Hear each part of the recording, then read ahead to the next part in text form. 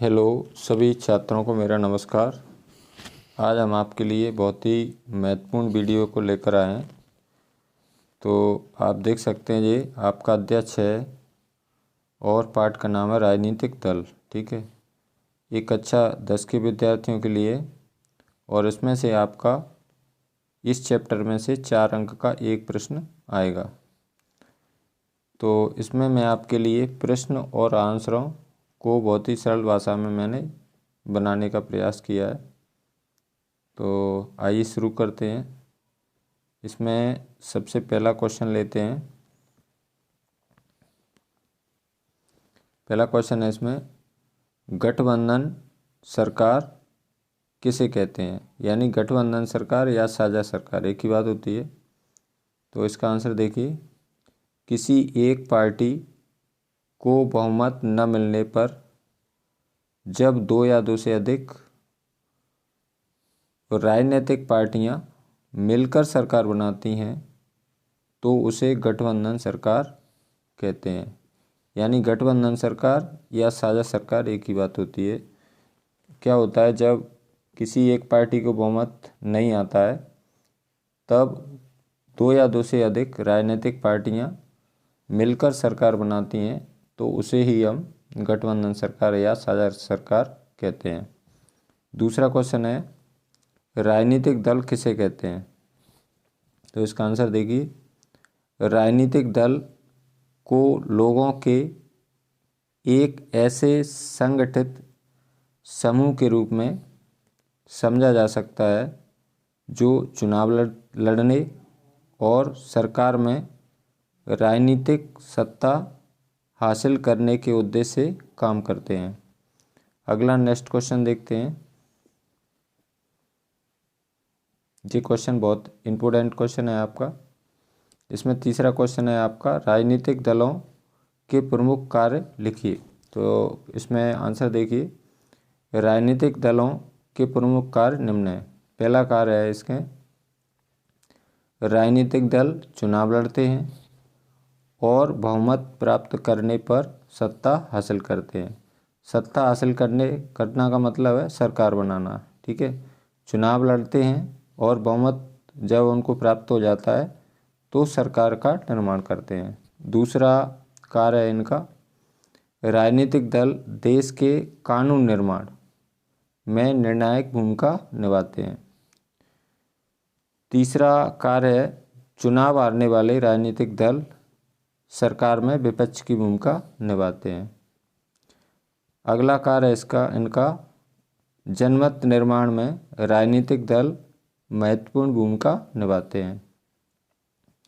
अगला कार्य इनका, राजनीतिक दल ही सरकार द्वारा चलाए जाने वाले कल्याण कार्यक्रमों को लोगों तक पहुंचाते हैं, यानी जनता तक पहुंचाते हैं। ठीक है, तो इसमें से कोई भी 4 कार्य आपको लिखना है। 5 दिए हैं इसमें, जो आपको अच्छे से याद हो जाए उन्हीं को आपको लिखना है।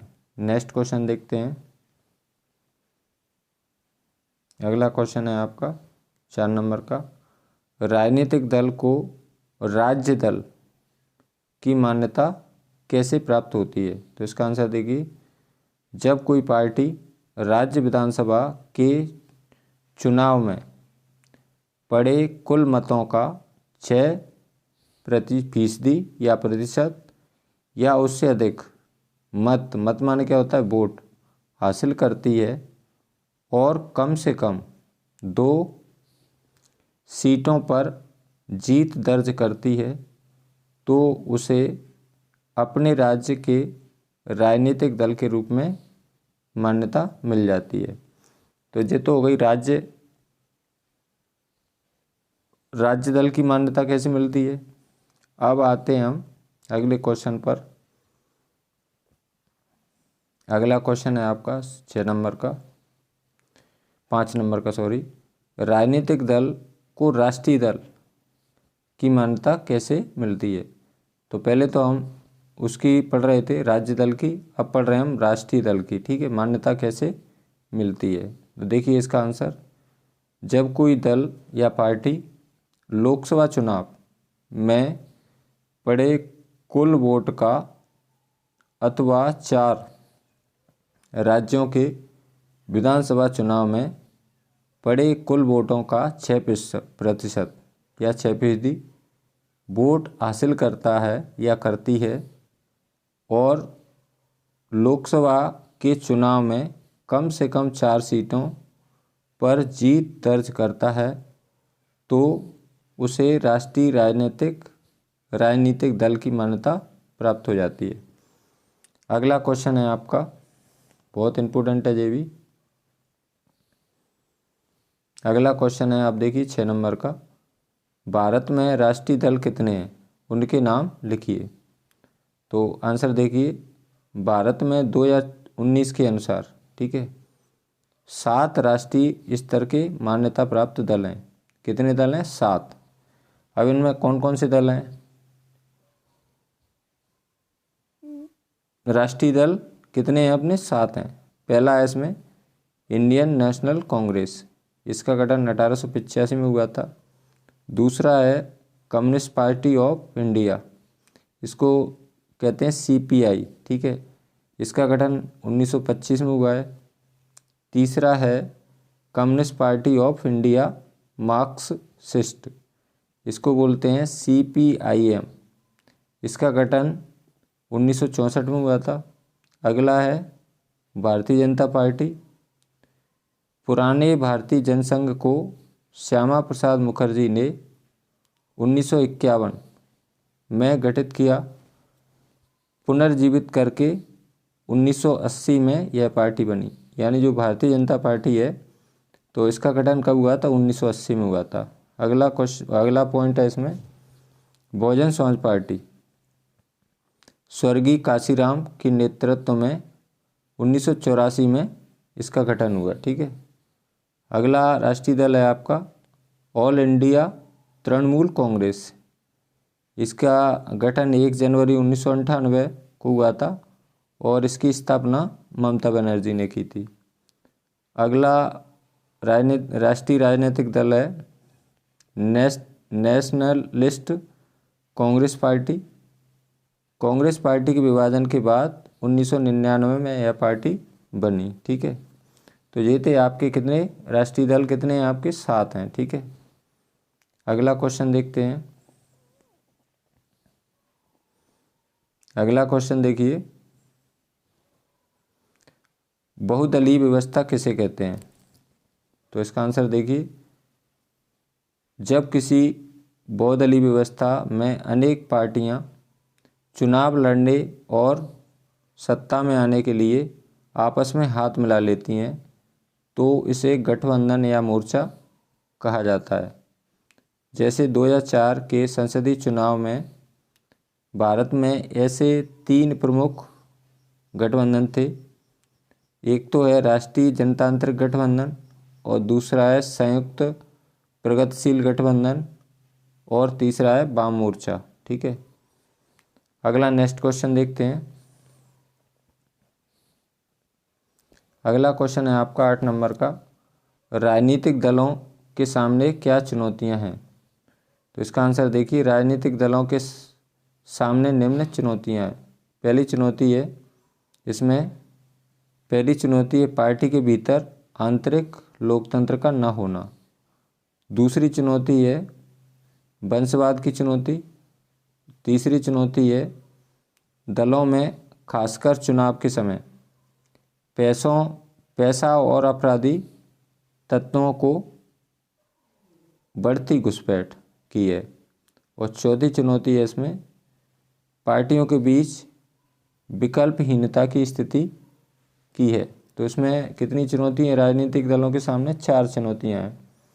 अगला क्वेश्चन देखते हैं, ये भी बहुत इंपॉर्टेंट क्वेश्चन है 9 नंबर का, राजनीतिक दलों की 4 विशेषताएं या गुण या विशेषताएं एक ही बात होती हैं, लिखिए। यानी या विशेषताएं या इनको कहते हैं गुण, ठीक है। तो इसमें देखिए राजनीतिक दलों की 4 विशेषताएं निम्न है। पहली विशेषता है इसमें निर्वाचन आयोग में पंजीकृत होना। दूसरी विशेषता है पहचान हेतु एक चुनाव चिन्ह होना। तीसरी विशेषता है नीतिगत विषयों में स्पष्ट राय होना। चौथी विशेषता है अपने विचारों के समर्थन में निरंतर जनमत बनाना। और 5वीं विशेषता है निर्वाचन में विजय प्राप्त कर सत्ता प्राप्त करना। तो इनमें से कोई 4 विशेषताएं आपको लिखना है। अगला क्वेश्चन लेते हैं। अगला क्वेश्चन है आपका क्षेत्रीय दलों एवं राष्ट्रीय दलों में अंतर बताइए। तो क्षेत्रीय दल क्या होते हैं और राष्ट्रीय दल क्या होते हैं? तो इसका आंसर देखिए, क्षेत्रीय एवं राष्ट्रीय दलों में अंतर, कोई 4 अंतर आपको लिखना है। तो देखिए इसमें पहला पॉइंट, ये दल क्षेत्रीय मुद्दे उठाते हैं, ठीक है, और ये दल राष्ट्रीय मुद्दे उठाते हैं। दूसरा है इसमें, ये दल क्षेत्रीय स्तर पर कार्य करते हैं और ये दल राष्ट्रीय स्तर पर कार्य करते हैं।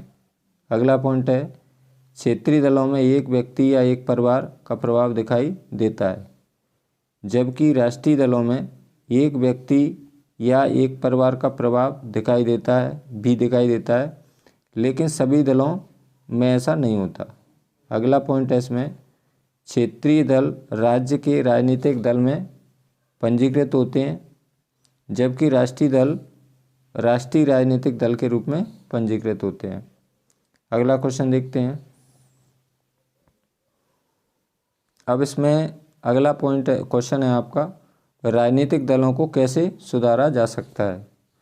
तो इसका आंसर देखिए, राजनीतिक दलों को सुधारने के प्रयास निम्न हैं।